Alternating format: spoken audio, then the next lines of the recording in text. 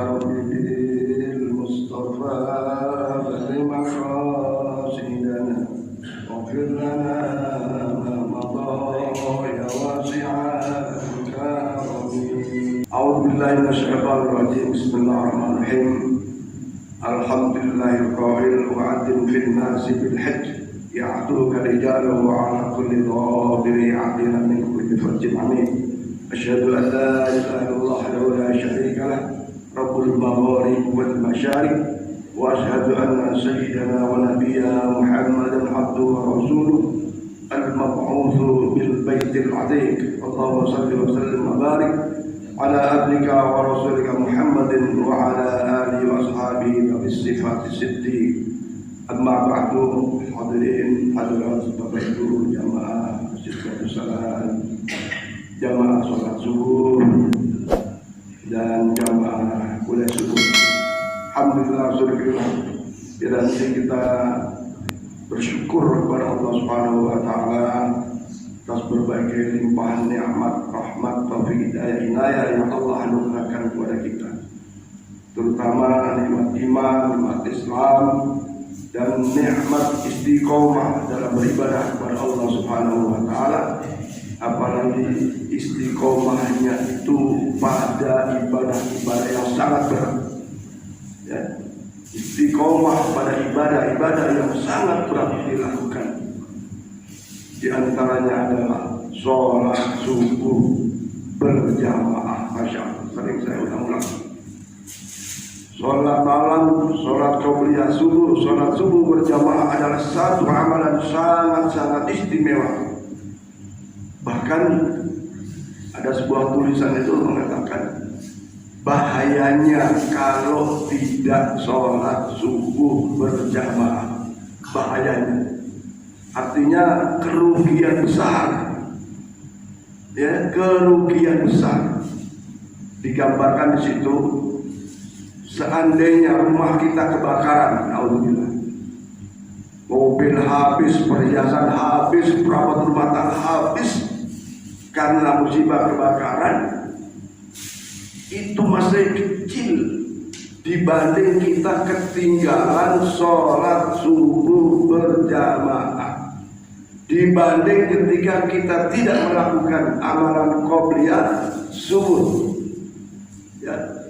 Kenapa? Ya, karena fadilahnya sangat besar.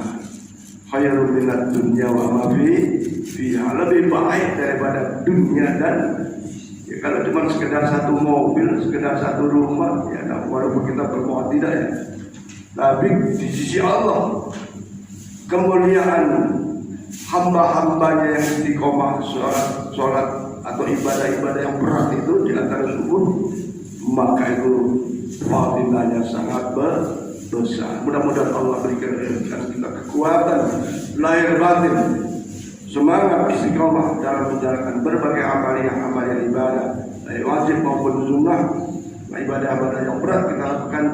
Mudah-mudahan karena keistiqomahan kita dan keimanan kita, insya Allah tetap kita dimanapun kita berada, dan ini menjadi bekal kita menghadapnya. Insya Allah kita wafat husnul khatimah dan mendapat syafaat dari Rasulullah Muhammad sallallahu alaihi wasallam ila yaumil qiyamah. Amin ya rabbal alamin. Para jamaah sekalian, seharusnya Pak Dr. Yuri yang menyampaikan materi bagaimana pengumuman yang sudah disampaikan Pak Asep melalui beberapa usaha. Ini beliau agak kurang sehat sehingga saya menggantikan. Insya Allah setiap Sabtu kita informasikan tentang kuliah subuh dengan narasumber dan materi. Kemarin keluar gambarnya Pak Yuri. Nanti ada minggu kedua Pak Ustadz Masudi Samsudin, kemudian nanti minggu ketiga Ustadz Suhaimi, dan minggu keempat insya Allah saya, karena belum dapat yang bisa istiqomah. Kemudian nanti minggu kelima baru nanti ganti-ganti, ya ganti-ganti. Nah, tentu saja mengharapkan daripada kita semua, karena saya khususnya kita semua merasa bekal ini belum seberapa, maka dengan istiqomah kuliah subuh, ilmu didapat, fadilah sholat subuh didapat, sehingga insya Allah banyak amal-amal soleh kita yang akan kita peroleh pahala dari sisi Allah Subhanahu wa Ta'ala. Para jemaah sekalian, pagi ini saya ingin menyampaikan tentang keistimewaan amalan 10 hari pertama bulan Dzulhijjah. Ya. Aduh, nanti persoalan kurban dan beberapa hal yang disampaikan dengan persoalan pelaksanaan penyembelihan hewan. Ada amalan-amalan istimewa yang seyogianya saya dan kita semua lakukan pada 10 pertama Dzulhijjah. Karena amalan-amalan itu ya biasa sih sebenarnya kita lakukan. Tapi barang siapa, kata Syekh Abdul Qadir Jailani qaddasallahu sirrahu, beliau menyampaikan dalam sebuah kitabnya yang artinya barang siapa yang mengamalkan amalan-amalan soleh di 10 hari pertama bulan Dzulhijjah, maka Allah akan berikan kepada kita para pelaku pengamal-pengamal soleh di 10 pertama bulan Dzulhijjah itu 10 kemuliaan. 10 kemuliaan di sisi Allah Subhanahu wa Ta'ala. Amalan apa yang istimewa di 10 hari pertama bulan Syawal? Ya tentu yang pertama adalah puasa sunnah. Ya, puasa sunnah. Nah, puasa itu bisa dimulai tanggal 1 Dzulhijjah sampai 9 Dzulhijjah. Kemarin malam anak-anak saya tanya, ada nggak yang biasa yang bisa niat puasa puasa Arafah? Ada yang ngajak bisa. Apa keistimewaannya? Ada yang bisa jatuh, kasih hadiah 5.000, ada yang kasih 2.000, ada kasih 1.000. Anak-anak sudah mulai saya ada hari itu kita isi lagi sebelum nanti datang guru dari Khulafa Rasyidin. Ya. Puasa sunnah. Ada yang puasa Bu? Insya Allah ada ya. Nah, setidaknya puasanya itu yaitu tanggal 9 Dzulhijjah atau 8 Dzulhijjah. Puasa Tarwiyah dan puasa Arafah. Bahkan puasa Arafah itu Rasulullah bersabda, barang siapa yang puasa hari Arafah maka yukafir sanatin madiyah au ba'dah. Qablaha au ba'daha. Siapa yang puasa sunnah Arafah dapat pahala diampuni dosa-dosa yang lalu, tahun lalu dan tahun yang akan datang. Mari kita semua yang sehat setidaknya puasa nanti pada hari Arafah atau hari Tarwiyah. Insyaallah hari puasa Arafah di Indonesia akan jatuh pada hari Kamis depan, tanggal 5 Juni. Nah, kalau puasa Tarwiyah berarti sebelumnya hari Rabu tanggal 4 Juni. Amalan apa lagi selain berpuasa? Sedekah. Tapi harus, ya Allah, dalam rangka menghormati bulan Dzulhijjah saya bersedekah. Berapa sedekahnya? Ya terserah. 1.000, 2.000, 1 juta, 100.000, terserah. Ada sedekah di bulan atau di 10 hari pertama di bulan Dzulhijjah. Ya, sedekah. Rasulullah bersabda, "Man ahsana abda sadaqah." Siapa yang memperbaiki sedekahnya, atau bersedekah, maka ahsanallahu azza wa jalla ala dzikrihi. Allah akan perbaiki rezekinya dan Allah akan jaga tambah sisa hartanya. Ya, kita kalau sedekah masih banyak sisa hartanya atau tinggal sedikit duit kita, rata-rata masih banyak sisanya, ya kan? Masih banyak sisa duit 100.000, sedekah 1.000, sisanya berapa? 90.000, ya kan? Nah, masih banyak. Nah, sisanya inilah yang Allah akan tambah dan Allah akan jaga supaya sisanya ini satu sisi nambah, tapi sisi lain barokah, sedekah. Amalan apa lagi? Ya, amalan banyak-banyak zikir, banyak-banyak istighfar, banyak-banyak doa, banyak-banyak baca Quran. Kemarin saya tanya anak-anak itu, saya tanya setelah Ramadan, siapa yang sudah baca, ada yang khatam lagi? Yang khatam lagi nggak ada. Tapi kalau ada yang sudah 2 juz, ada. Ya, yang sudah 2 juz ada. Tapi ada juga yang sudah dua kali khatam dari Idul Fitri sampai sekarang. Ya, karena tiap hari 1 juz. Kalau sudah lancar baca itu 1 juz tidak sampai setengah jam. Ya, tidak sampai setengah jam. Nah, amalan-amalan ini lah, puasa, sedekah, pikir-pikir, istighfar, doa, termasuk taklim ini, termasuk baca Quran. Ini Allah akan berikan 10 kemuliaan, kata Syekh Abdul Qadir Jailani. Apa itu kata Syekh Abdul Qadir? Yang 10 kemuliaan yang Allah akan berikan itu, yang pertama, al-barakatu min umrihi. Allah akan berikan keberkahan umurnya. Ya, insya Allah kita semua telah paham barokah itu apa. Ya, barokah itu adalah khairun min barokat itu adalah az-ziyadah, adanya terus menerus kebaikan.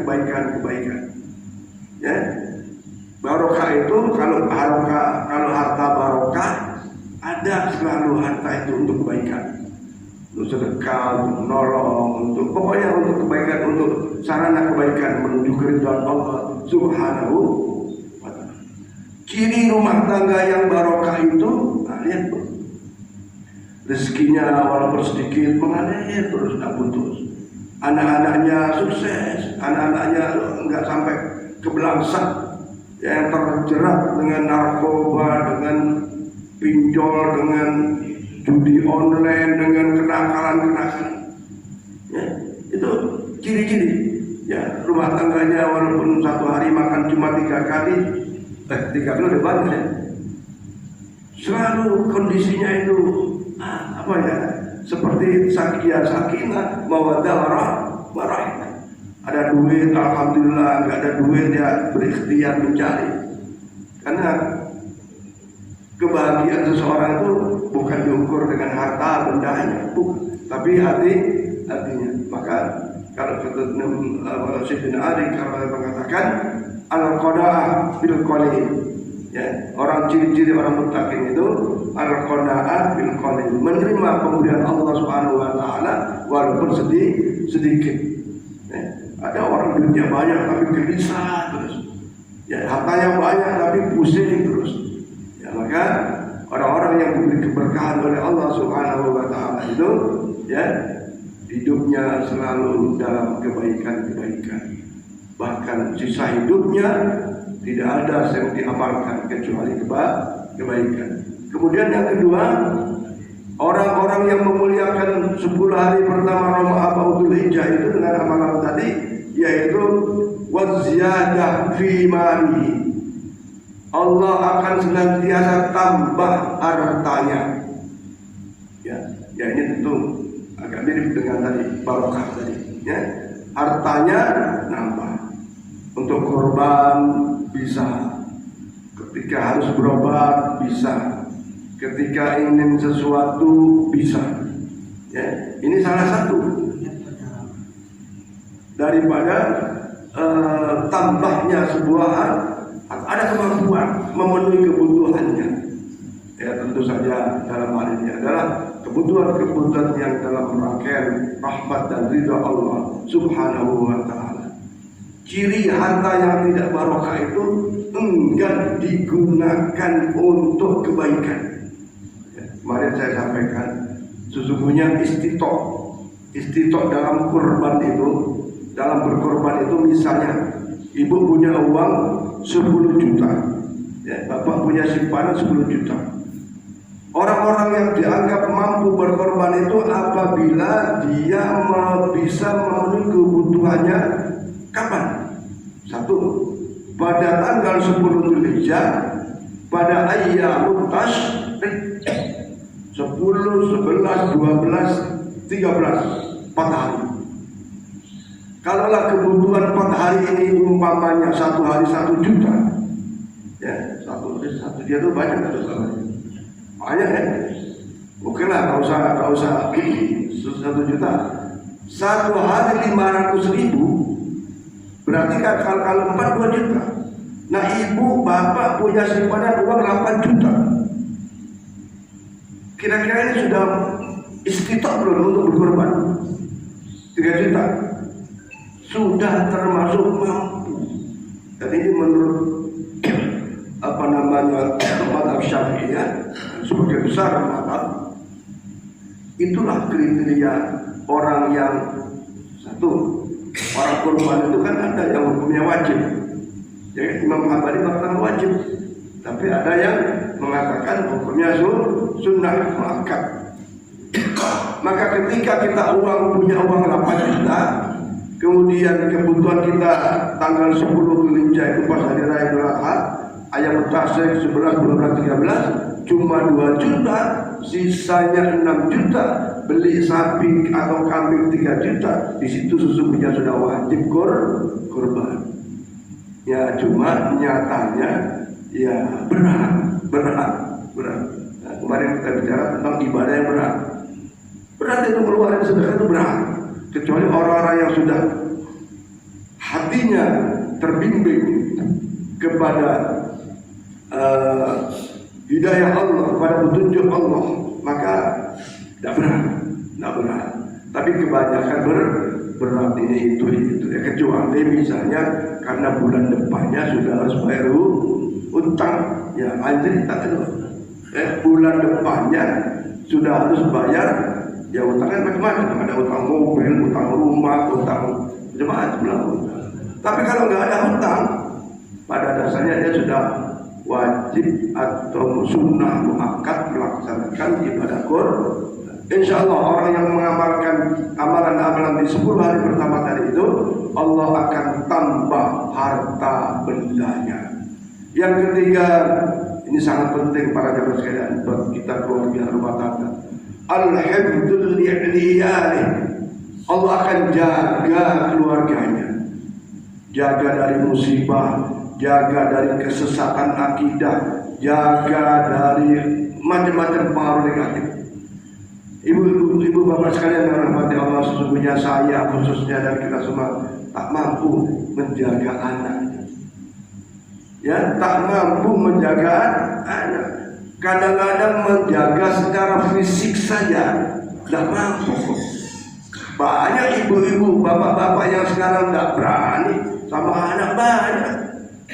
Sudah hayya 'alas shalah, ayo nak sholat nak, masih aja main HP, masih main sana sini. Itu kan nyata, kelihatan secara fisik anak. Ya. Apalagi kemarin itu saya lihat hampir saja ketabrak itu anak kecil. Siapa tuh yang pakai sepeda kecil, anak kecil tuh. Masya Allah. Dia arah ke sana, tapi ketika di belakang ini ada suara mobil, dia nengok sambil belok. Di depan rumah saya itu saya bertanya, kalaulah pengendara motor ini nggak mampu ngerem, habis itu ketabrak. Karena nikung begini nggak lihat depannya, lihat belakang. Saya mau pesankan sama bapaknya, anak kecil, sepedanya kok masih kecil, mainnya tuh mah. Coba kalau tadi ketabrak, nangis luar biasa. Ya. Kenapa? Orang tua saya tidak mampu menjaga hati anak. Boleh saja, udah sholat sudah, tapi ternyata apalagi maaf anak ibu yang di luar kota, yang jauh dari pandangan mata kita.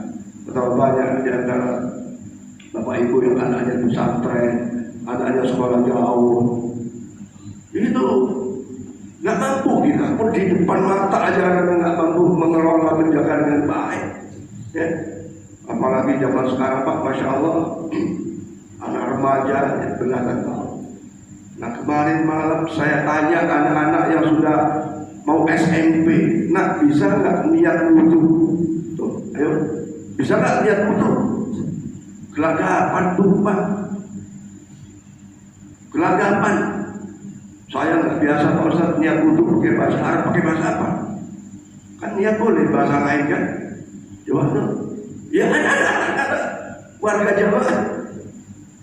Saya tanya anak-anak yang sudah balik nih, perempuan-perempuan, sudah nggak bisa niat hadas besar, nah niat mandi jenabah, gelagapan Pak.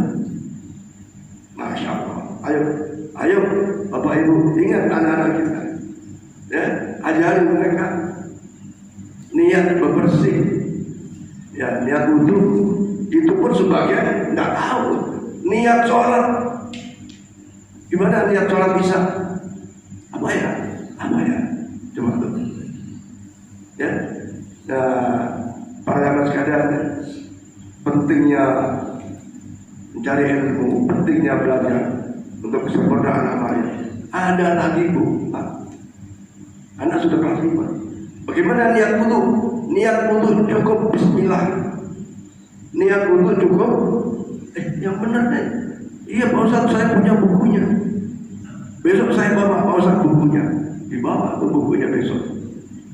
Saya lihat niat wudhu cukup dengan Bismillah. Masya Allah.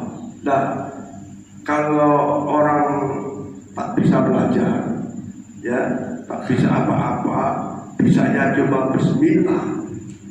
Ya pada dasarnya apa ya? Allah itu kan Maha kasih sayang, Maha pemurah, Maha pengampun. Tapi maksud anak yang sekolah bisa belajar ini, bisa belajar itu, maksud niat wudhunya cuma Bismillah, bukan nawaitul wudhu al-rafil hadasin asghar dan seterusnya. Ternyata ada bukunya. Nah ini hati-hati Bapak Ibu, menyekolahin anak itu pun hati-hati. Bacaan anak pun hati-hati.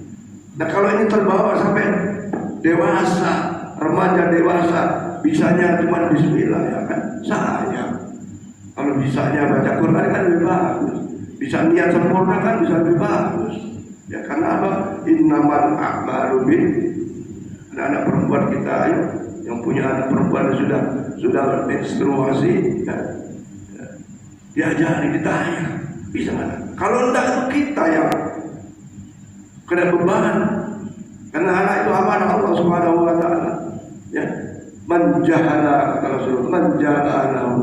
Ya, akan ada satu adab yang besar ketika orang tua membiarkan bodoh pada anaknya, tidak paham tentang agama. Ya, ketika sudah diajari dan seterusnya, ya itu lain soal. Jangan sampai anak kita sudah sekolah, baca Quran belum bisa dan lain-lain. Termasuk tadi niat sholat, ya, niat wudhu, niat bersih, niat mandi jenabah, mandi junub. Ini amalannya hari-hari sesungguhnya. Ya, mari kita. Maka orang yang melakukan amalan-amalan di 10 pertemuan belajar itu, hifdzul li'ali, Allah akan jaga keluarga kita. Yang keempat, at-taghfir li sayyi'ati. Allah akan hapus seluruh kesalahan-kesalahan kita. Dalam artian ketika kita mengamalkan menghormati 10 hari pertama bulan Dzulhijjah, Allah akan ampuni segala dosa-dosa kita. Kemudian yang kelima, at-tad'if li hasanati. Allah akan lipat gandakan pahala-pahala kebaikan kita, pahala-pahala amal soleh kita. Ketika kita mengamalkan amalan soleh di 10 hari pertama bulan Dzulhijjah. Yang keenam, at-tashhil fi syakaratil maut. Allah akan mudahkan ketika kita syakaratul maut. Syakaratul maut adalah satu keadaan yang sangat-sangat menyakitkan.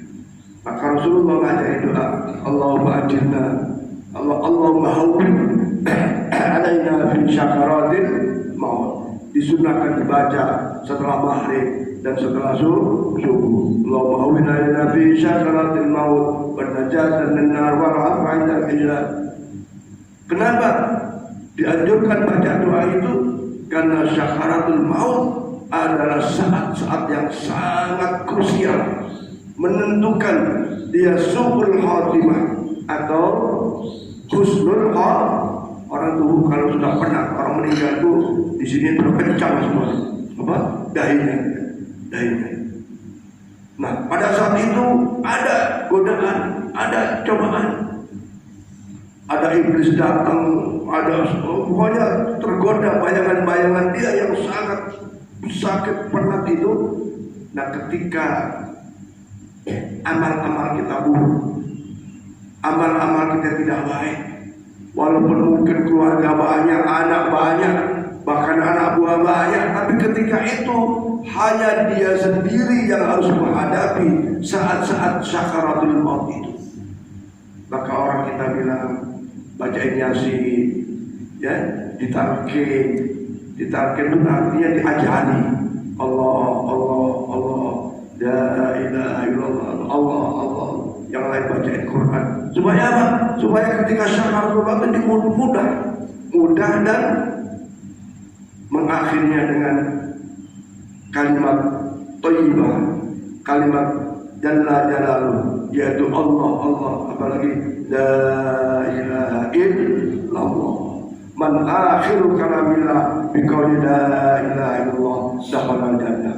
Siapa yang akhir hayatnya mengucapkan kalimat thayyibah, kalimat la ilaha illallah, dipastikan masuk surga. Maka amalan-amalan 10 hari pertama bulan Dzulhijjah itu Allah akan muliakan kita ketika syakaratul maut itu dalam keadaan husnul khatimah, merasa senang, ringan, melepas atau ingin melepasnya roh kita dari jasad kita. Sekali lagi Bapak Ibu sekalian, memang ibu saya kita belum merasai sakaratul maut, tapi begitulah riwayat-riwayat menyebutkan sakit yang paling sakit adalah ketika sakitnya syakaratul maut. Mudah-mudahan ketika kita syakaratul maut seperti mencabut rambut di atas tepung, yang mudah, yang lancar, yang tidak terasa sakitnya karena ada pandangan ke depan yang sangat-sangat menyenangkan. Maka at-tashil fi syakaratil maut semoga kita alami ketika kita menghadapi syakaratul. Yang ke-7, Imam Syekh Abdul Qadir Jailani, orang yang memuliakan bulan 10 hari pertama Dzulhijjah itu adalah ad-diya'u li dhulumati. Mereka itu akan Allah terangi alam kuburnya. Alam kuburnya diterangi oleh Allah Subhanahu wa Ta'ala. Kata Rasulullah, pemandangan yang paling menakutkan adalah pemandangan di alam kubur. Ya, secara logika kita bisa lihat cuma satu kali dua, depan tanah, kiri kanan tanah, bawah tanah, atasnya ditumpuk dengan tanah. Masya Allah, bayangkan itu. Bayangkan kita menghadapi seperti itu. Sementara ya jasad memang sudah tak bergerak. Karena kalau bergerak kan repot nanti, takut kita yang memakamkan. Tapi rohnya merasakan itu, kegelapan bagi yang tidak punya amal soleh. Tapi bagi yang orang punya amal soleh, gelap seberapapun akan menjadi terang karena diterangi oleh Allah Subhanahu wa Ta'ala dalam kegelapan itu, karena amalan solehnya yang senantiasa istiqomah dia lakukan. Maka mari dengan amalan belum pertama bulan Dzulhijjah ini Allah terangi alam kuburnya sehingga tidak merasakan pandangan yang menakutkan, pandangan yang gelap, tapi pandangan justru pandangan yang menggembirakan. Kemudian yang ke-8 adalah at-tazkir fil mizan. Allah akan beratkan timbangan amal kebaikan kita. Ya, timbangan amal kebaikan kita menjadi berat. Faman thaqulat mawazinuhu fa huwa fi 'aisyatir radiyah. Siapa yang nanti hidup di alam akhirat itu timbangan amal kebaikannya berat, maka bahwa fi 'aisyatir radiyah, mereka akan hidup dalam kesenangan dan kebahagiaan, mendapatkan keridhaan Allah Subhanahu wa taala. Yang kesembilan adalah wan najahata minan nar, Allah selamatkan dari api neraka. Hadirin hadirat sekalian, nanti pada saat kita dibangkitkan di alam kubur, semua bangkit. Ya, sering ayat saya baca itu, wasiqal ladzina kafaru, wasiqal ladzina taqaw, dan seterusnya. Maka ketika hari kiamat datang, kita semua digiring. Ketika digiring menuju ke satu tempat, tempatnya itu hanya dua. Fariqun fil jannah wa fariqun fil nar. Satu digiring ke surga, satu digiring ke neraka. Naudzubillah, naudzubillah. Ya, maka mudah-mudahan kita ketika saya dan kita semua dibangkitkan, kita digiring oleh Allah ke dalam surganya. Wasiqal ladzina taqaw rabbahum ilal jannati zumara. Akhirnya seperti itu, kita berada di dalam surganya Allah Subhanahu wa taala. Maka selamatkan diri kita, selamatkan keluarga kita dari api neraka. Allah Subhanahu wa taala berfirman, ya ayyuhalladzina amanu qu anfusakum wa ahlikum nar, jaga dirimu, jaga keluargamu dari azab-azab neraka. Bagaimana pola menjaganya? Yaitu satu dengan keimanan kepada Allah Subhanahu wa taala dan melaksanakan berbagai perintahnya, menjalankan amal-amal soleh. Insya Allah itu bagian dari menjaga diri kita dan keluarga karena dari azabnya Allah Subhanahu wa taala. Yang terakhir, kata Syekh Abdul Qadir Jailani, orang-orang yang memuliakan 10 hari pertama bulan Dzulhijjah itu adalah was-su'ud 'ala darajah. Allah akan angkat derajat kita di sisi Allah Subhanahu wa taala. Setiap kehidupan itu Bapak Ibu seperti di dunia saja ini kan ada level-level, Maka nanti akan ditinggikan derajatnya oleh Allah Subhanahu wa taala. Maka dengan ketinggian derajat itu tentu mendapatkan maqamah mahmuda, kedudukan yang terpuji di sisi Allah Subhanahu wa taala. Oleh karena itu mari, kalau sakit mungkin nggak bisa puasa, silakan sedekah. Seberapapun nilai sedekah, tapi niatkan untuk kemuliaan bulan Dzulhijjah. Ya, kemudian zikir-zikir, baca Quran ditambah, dan doa-doa ditingkatkan doanya dalam rangkaian memuliakan bulan Dzulhijjah. 5 bulan Dzulhijjah itu termasuk minha arba'atun hurum, 4 bulan yang dimuliakan oleh Allah Subhanahu wa taala, yang diantaranya adalah bulan Dzulhijjah. Mudah-mudahan saya dan kita semua bisa mengamalkan amalan-amalan di 10 hari pertama bulan Dzulhijjah ini, sehingga mendapatkan kemuliaan yang dimuliakan, 10 kemuliaan yang dijadikan oleh Allah Subhanahu wa taala. Atau kama qala Syekh Abdul Qadir Jailani. Kemudian para jemaah sekalian, hal lain yang ingin kami sampaikan, berapa? 12 menit. Bahwa sampai saat ini tentang para orang yang berkorban itu baru ada 6 kelompok dan 7 kelompok masih 3 orang ya. Berarti iya, masih 3 orang, berarti kurang 4. Ya, mudah-mudahan ya sambil menunggu waktu yang ada, kita ada beberapa orang yang belum mendaftar, tahun-tahun lalu mendaftar.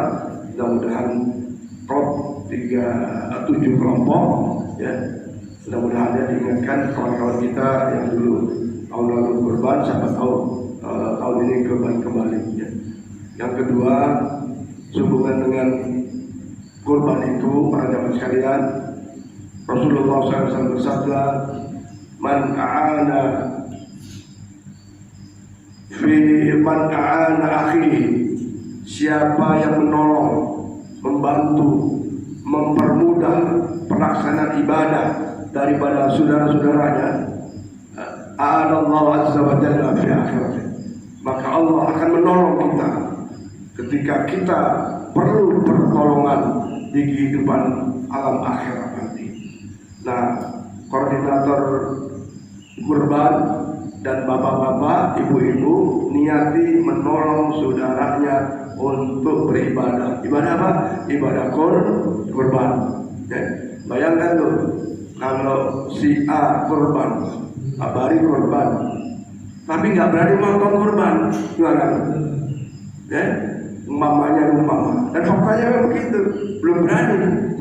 Ya, Pak Herman kurban atas nama anaknya, istrinya. Tapi Pak Herman nggak berani motong sapi, nggak berani motong kambing, motong ayam aja takut Pak Herman. Ya, motong kabel berani. Ya. Kalau nggak dibantu oleh saudara yang lain untuk membantu pelaksanaan pemotongan hewan kurban, kan bisa jadi nggak jadi kurban.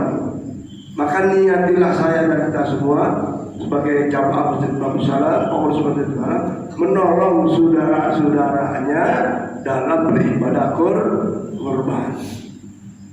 Nah, termasuk ibu-ibu menolong petugas panitia kurban. Apa nolongnya? Kan kerja berat loh, motong lah, degar lah, betetin lah. Ibu-ibu nolong masak daging kurban. Wah, lagi lapar-laparnya, gulai yang begitu terasa bau sedap datang. Wah, air minum yang segar datang. Wah, menolong juga. Bayangkan kalau yang Pak Wah misalnya mukul kaki ini apa itu kelaparan, wah tak berdaya. Saya kan lapar nggak bisa ngapain, harus lihat. Ini juga menolong. Ketika niat menolong, ada konsep yang utama adalah al-ikhlas, ya, ikhlas. Nah, nanti pada saatnya nggak usah berebut ini, berebut itu, nggak usah. Niat kita menolong. Dikasih alhamdulillah dan dikasih semangat juga panitia ya. Jadi pasti dikasih sebagai tahun-tahun lalu. Tidak usah nyimpen ini di situ, nyimpen ini di sana, tidak usah ngumpetin ini di sini, jangan usah. Ingat Allah, akhir kita menolong saudara dalam beribadah akan ditolong oleh Allah Subhanahu wa Ta'ala. Semua insya Allah ada. Dan semua itu tergantung ketebalan, kekuatan niat masing-masing. Semakin niatnya kuat, ikhlasnya, semakin besar ganjaran pahala di sisi Allah Subhanahu wa Ta'ala. Maka mudah-mudahan pelaksanaannya nanti insya Allah dilaksanakan pada hari Sabtunya, ya, sehingga berjalan dengan baik. Dan pagi ini kita akan kerja bakti untuk membuat lubang pemotongan sampai bersih-bersih di depan masjid, sekaligus membersihkan kerawangan-kerawangan yang sekarang sudah banyak lumut. Ya, abari nanti banyak kerawangan sebelah sini juga pada yang berlumut, nanti disikat atau dibersihkan dengan sabun dengan apa sehingga bersih, dan setelah itu baru akan dilakukan pengecatan khususnya yang warna putih. Ya, mudah-mudahan Idul Adha pilar-pilar kampung ini itu sudah berwarna putih. Ya, itu tidak mahal Pak Bari. Kita beli cat 5 kilo mungkin dua kali mungkin cukup. Nanti kita cari tukang yang murah meriah tapi bagus hasilnya. Insyaallah. Jadi Idul Adha sudah mulai kita bedakin masjid kita, terutama yang warna putih, ya, sudah pada bulan-bulan itu. Mudah-mudahan semua dalam keadaan sehat afiat sehingga hari ini bisa kerja bakti, kemudian pada saatnya nanti kita bisa melaksanakan puasa Arafah, dan pada hari Jumat kita mengikuti sholat Idul Adha di masjid kita. Yang terakhir, para jamaah sekalian, mungkin ada pertanyaan? Ada yang ditanyakan? Kalau tidak ada, saya akan lanjutkan dengan ibadah haji. Masya Allah para jamaah sekalian, kalau lihat berita saat ini di sana hampir 50 derajat panasnya, sehingga ada wabah habah, kepanasan. Banyak yang meninggal hari kemarin itu karena panasnya di dalam pelaksanaan ibadah haji. Kita doakan yang meninggal, mudah-mudahan mereka semua husnul khatimah dan diterima amal ibadah hajinya, diampuni segala dosanya, dan insya Allah mereka walaupun belum wukuf tapi niat sudah ada bahkan sudah sampai di sana. Mudah-mudahan mereka semua memperoleh pahala ibadah haji yang mabrur, ibadah haji yang diterima oleh Allah Subhanahu wa Ta'ala. Nah, para jamaah sekalian, ini semua pasti ingin hajinya haji mabrur. Cuma untuk menuju haji mabrur ini yang kadang-kadang ini terselip niatan-niatan yang tidak lillahi ta'ala. Maka mencapai haji mabrur yang pertama adalah niatnya harus lillahi ta'ala. Allah Subhanahu wa ta'ala berfirman, wa atimul hajja wal umrata billah. Sempurnakan haji dan umrahmu karena Allah Subhanahu wa ta'ala. Kenapa? Karena ternyata banyak orang yang niatnya itu di luar niat lillahi ta'ala. Maka Rasulullah bersabda bahwa saya di alam ngasih zaman, nanti pada akhir zaman itu akan berbondong-bondong orang datang pada umatku itu, artinya umrin nuzah, haji, tapi hajinya hanya sekedar euforia, hajinya seperti piknik, ya, haji piknik, ya begitu. Nilai-nilai ritualnya agak kurang. Yang ada adalah ya piknik itu kan lebih kepada kesenangan dohir, kesenangan tidak kesenangan batin, tapi kesenangan ya sesaat gitu ya. Linduslah, jalan-jalan, piknik. Yang ada cuma hera, masya Allah ya Allah. Yang kedua, wa qurra'um liriya wasum'ah.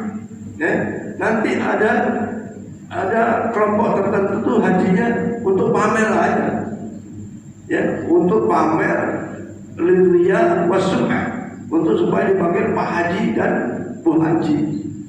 Dan ternyata kalau kita lihat sejarah itu, ya, kenapa di Indonesia ada panggil Pak Haji, Bu Haji? Karena ternyata itu idenya orang Belanda, idenya penjajah Belanda untuk membedakan orang yang nilai agamanya kuat dengan yang tidak. Nah, orang waktu itu yang pergi haji itu kan seakan-akan nilai imannya kuat, ya. Maka untuk membedakan aja itu Belanda itu apa namanya? Gara-gara sejarahnya. Ternyata orang sudah pergi haji nggak dipanggil Pak Haji marah. Ada, ya, sering saya sampaikan kan marah. Dan bukan di sana sudah marah. Ya, di tanah suci itu udah marah tuh nggak dipanggil Pak Haji. Ada tuh saya ngalamin seperti itu. Nah, yang ketiga, ada orang pergi haji itu adalah tijarah untuk bisnis. Sekarang banyak travel haji, travel umroh. Dia pergi, tapi perginya karena tugas, ya, tugas mendampingi para jamaah. Ya, bahkan dulu ada istilah abidin, haji atas biaya dinas. Ya, maksud saya juga dulu pergi haji berangkat oleh perusahaan, ya, tidak bayar sama sekali, haji dinas. Ya tidak apa, hajinya tidak apa. Cuman ketika melaksanakan manasik-manasiknya, ketika kita berniat ini yang harus dikuatkan, maka wa'atimul hajja wal umrata lillah. Yang kedua, menuju haji yang mabrur, ya. Makanya saya lupa saya. Jadi orang mau pergi haji itu harus belajar sebenarnya. Orang berhaji itu harus belajar ilmu manasiknya. Jangan nggak usah tahu kok nanti dibimbing, iya. Tapi mutawif itu membimbing orang banyak, bukan satu orang. Memang ada manasik haji, tapi manasik haji belum mampu menyentuh sampai kepada anggota jamaahnya. Ibarat anak sekolah 20-30 anak di kelas, nah semua paham tuh yang diajarin sama gurunya. Ada 1-2 yang paham, tapi kebanyakan tidak paham tuh, harus diulang. Maka orang pergi haji, umroh harus belajar, bukan secara fikihnya, tapi makna-makna di dalam manasik itu harus pelajari. Apa sih makna tawaf? Apa sih makna sa'i? Apa sih makna wukuf? Apa sih makna ihram dan seterusnya? Harus dipelajari. Kalau enggak ya seperti rutinitas ibadah. Pulang-pulang yang begitu lagi, malas lagi sholatnya, malas lagi jamaahnya, bahkan ada pulang haji, pulang umrah tidak sholat juga ada, bahkan kembali lagi ke habitat sebelumnya, main judi ayam, main pulang haji kemana-mana pakai celana pendek bagi laki-laki. Itu namanya fasik. Kenapa? Membiarkan dia berbuat dosa. Ibu-ibu kasih tahu suaminya, bu, kalau jalan keluar pakai celana panjang, pakai celana di atas lutut, di bawah lutut, dosa loh, bapak-bapak. Ya, Pak Haji ke pasar pakai celana pendek, udahlah, tak mulus deh, maaf ya, itu dosa. Bahkan kata Imam Fakhruddin Al-Bantani, orang-orang laki-laki yang biasa keluar rumah dengan celana pendek itu makruh jadi imam. Nah, saya kasih tahu, makruh jadi, walaupun banyaknya bagus, tapi orang yang senantiasa fasik, memelihara kefasikan, ya, memang dia tidak merugikan siapapun. Tapi kalau ibu-ibu, ya, anak-anaknya perempuan pakai celana pendek, apalagi masih muda, masih remaja, itu bisa mengganggu para remaja, bisa mengganggu orang tua, bapak-bapak. Kenapa? Wah, mulusnya, istilahnya gak dilihat, apa bahasa? Mubazir, dilihat dosa. Ibu punya aurat, orang perempuan itu punya aurat itu sensitif. Kalau bapak-bapak nih misalnya udah tua, jalan kaki pakai celana pendek agak ke atas, kelihatan lututnya, kelihatan pahanya, biasanya ibu-ibu nggak terlalu tertarik. Ya bu ya, nggak terlalu tertarik. Tapi ibu-ibu pakai celana pendek, pakai istilahnya bupati, bukan paha tinggi-tinggi, sekwilda, pakai pakaian yang belah dada, banyak orang tua masih tertarik, masih ngelirik-ngelirik, bahkan berusaha menegurnya. Ada banyak. Itu kelakuan itu mengundang dosa, ya, mengundang dosa. Akhirnya orang lain melotot. Kalau kelihatan sepintas ya nggak apa-apa, tapi kalau diprototin ya, siapa ada laki-laki. Saya pun kadang-kadang juga, saya pernah naik mobil di depannya ada motor kan. Saya bilang, bagaimana apakah saya harus merem? Bahwa naik mobil merem yang ada ya kelihatan terus. Tapi batin kita tidak sampai kepada, ya kalau ditutup merem ya kan nabrak ya. Nah ini orang melakukan pekerjaan yang menimbulkan orang lain tidak dilihat, batin dilihat dosa. Jadi begitulah. Tadi sampai di mana tadi? Jadi intinya, mari kebaikan ini terus kita laksanakan, insya Allah mendapatkan keberkahan dari Allah Subhanahu Wa Taala. Jadi berkorban haji tadi itu, ketika hajinya mabrur, insya Allah pulangnya akan lebih baik dari sebelumnya. Amal ibadahnya menjadi lebih baik, sedekahnya menjadi lebih baik. Itu ciri-ciri haji yang diterima oleh Allah Subhanahu. Boleh jadi hajinya sah. Hajinya sah, ini penting Bapak Ibu.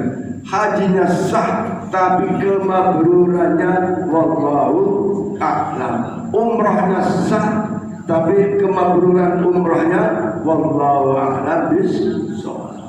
Saya kira inilah itu Bapak sekalian. Sudah sampai. Sekali lagi mudah-mudahan kita semua selalu dalam keadaan sehat walafiat, panjang umur, diberikan keberkahan rezeki, Allah jadikan rumah tangga kita sakinah, mawaddah, warahmah, anak-anak kita soleh, solehah, sukses dunianya, sukses akhiratnya, dan ketika kita wafat nanti, insya Allah dalam keadaan husnul khatimah dan mendapat syafaat dari Rasulullah Muhammad sallallahu alaihi wasallam ila yaumil qiyamah. Bisyiril Fatihah. أعوذ بالله من الشيطان الرجيم. بسم الله الرحمن الرحيم. حتى العظيم الرحمن الرحيم مالك يوم الدين. إياك نعبد وإياك نستعين صراط المستقيم صراط الذين أنعمت عليهم غير المغضوب عليهم ولا الضالين. آمين آمين. فلا كريم فلا يا رحمن يا رحيم الحمد. اللهم بحق الفاتحة شر الفاتحة وبجاه الفاتحة وبكرامة الفاتحة وبنور الفاتحة وبمعجزة الفاتحة وبمعجزة الفاتحة وبمعجزة الفاتحة وبشفاعة الفاتحة يا فاتح يا كاشف الغم يا مجيب دعوة المضطرين رحمة الدنيا والآخرة ورحمهم أن ترحمنا فارحمنا برحمة تغنينا بها الرحمة الشفاء اللهم يا رحمن يا رحيم ارحمنا اللهم يا غني يا مغني يا رزق يا وهاب اللهم يا قاضي الحاجات يا قاضي الحاجات اقضي حاجاتنا يا الله kabulkan seluruh hajat-hajat jamaah salam ya Allah hajat dunia, hajat akhirat ya Allah hajat untuk dirinya, hajat untuk anak-anaknya hajat untuk seluruh keluarganya ya Allah birahmatika ya arhamar rahimin bihaqqi sayyidina Muhammadin sallallahu alaihi wasallam wa bijai sayyidina Muhammadin sallallahu alaihi wasallam ya Allah aku mohon kepadamu ya Allah berikan kesempatan ya Allah untuk bisa ziarah ke makam Rasulullah Muhammad sallallahu alaihi wasallam ya Allah ya Rahman ya Rahim sampaikan kami ya Allah ila Masjidil Haram menunaikan ibadah haji ya Allah untuk Islam yang kelima ya Allah terimalah ibadah haji mereka sudah Allah Allah malu hajjam mabrura sya'ya mashkura wa dhabban maghfura wa amalan salihan maqbula wa tijaratan lan tabur ya aziz ya ghafur ya alima ma fi sudur ahadna ya Allah min adh-dhulumati an-nur bagi saudara-saudara kami yang saat ini sedang melaksanakan ibadah haji beri kemudahan kelancaran kesehatan ya Allah dan sampaikan kepada mereka ya Allah sempurna manasiknya ya Allah dan memberi haji yang mabrur bagi saudara kami yang saat ini sudah berada di tanah suci ya Allah kemudian meninggalkanlah wafatkanlah mereka semua ya Allah dalam keadaan husnul khatimah Allahumma ghfir lahum warhamhum wa afi ma'anhum wa akhirim nuzulahum wa wasi maqalahum wa taqabbal hasanatahum wa qabul sayyidina birahmatika ya arhamar rahimin rabbana hab lana min azwajina wa dhurriyyatina qurrata a'yun waj'alna lil muttaqina imama rabbana atina fid dunya hasanah fil akhirati hasanah wa qina adzabannar sallallahu alaihi wa Muhammadin wa ala alihi wasallam ala rabbika rabbil izzati amma yasifun wa salamun ala mursalin walhamdulillahi rabbil alamin taqabbalallahu minna wa minkum taqabbal ya karim rabbana wa assalamualaikum warahmatullahi wabarakatuh sallallahu ala Muhammad sallallahu